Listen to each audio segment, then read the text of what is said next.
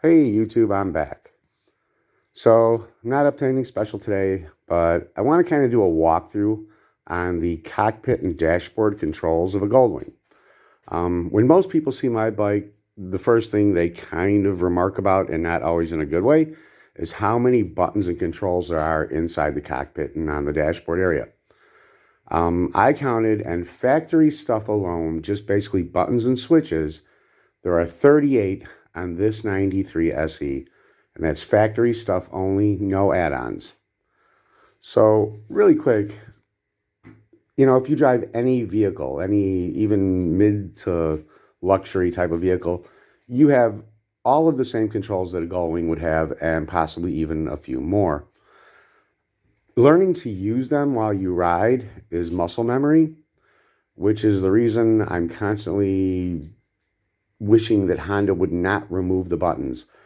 Having to scroll through menus and read screens while you ride, to me, is a huge distraction. I'm the type of person who doesn't play with their cell phone while they drive. I don't respond to text. I will only answer phone calls if I can Bluetooth or voice, speaker and voice chat through them. So for me, I like having all these buttons because I can basically manipulate all of them without looking, without taking my eyes off the road for more than a split second at a time. So I'm going to go through them really quick, or going to try to get through them really quick. I'm going to start with the left-hand controller. And up high here, around the side, you have the microphone for the CB, the fader front-to-back speaker control for the stereo. You've got your tuning for when you're actually using the radio. The mute button is obviously a mute button for the sound system. And then the channel button for the CB. Below that, you've got your headlight, high beam, low beam, hazards, left-right turn signals, and horn. And your front brake, which on a Gullwing, it's actually all three brakes. It's on this, I'm sorry, clutch. Clutch. It's an important one not to mix up while you're riding. Then you've got the two knobs for the CB control, which I know the CB works. I had tested it when I first bought the bike, but I don't use one. I don't really know that many people who do, simply because you get cell phone coverage everywhere and there's really no need for you to make an emergency roadside call from a bike anymore. Got your ignition. You got on this bike with the tape deck, all the stereo controls are kind of dead center right in front of you. And again, once you have them memorized, just like in your car, you don't have to look.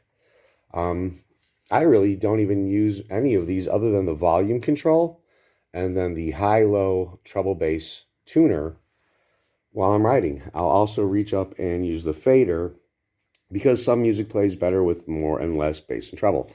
So switching between the front and back channels where I've got more bass in the back, more treble up the front, is just something that you do and you don't even look at. You've got your memory, you mute, tape deck to radio, headphones, because Gullwings have the wired intercom system for the CB and for communications in the helmet to the passenger and driver, which we don't even have those in our helmets anymore. I've got the headsets and we haven't used them in years. I think they've pretty much been the same for all three of our wings. So on the right side control, you have your air suspension and the in-saddle bag air pump. If I ever need to inflate my own tires or even somebody else's, I have a 10-foot hose. I think the bike came with a 5-foot or a 3-foot factory that plugs into the air compressor that lifts the rear suspension or stiffens it. And by using the outlet button and the up, or the increase, you can send air out a hose. Mine's fitted with the Schrader valve for a tire, and you could actually fill up somebody else's tire to 50 psi. On the right-hand controller, you have the cruise control settings, which are same basic cruise control settings anybody would have. You got the kill switch up top and the starter reverse button down low. And then you have, of course, the brake handle. Down on the actual dash, you have this knob, which is the lower foot vents for heat in the winter, the heat vents on your feet. And then that switch is one of the two, windshield adjustment locks. So you have to flip those up, and then you can raise and lower your windshield depending on which model windshield you have on your bike.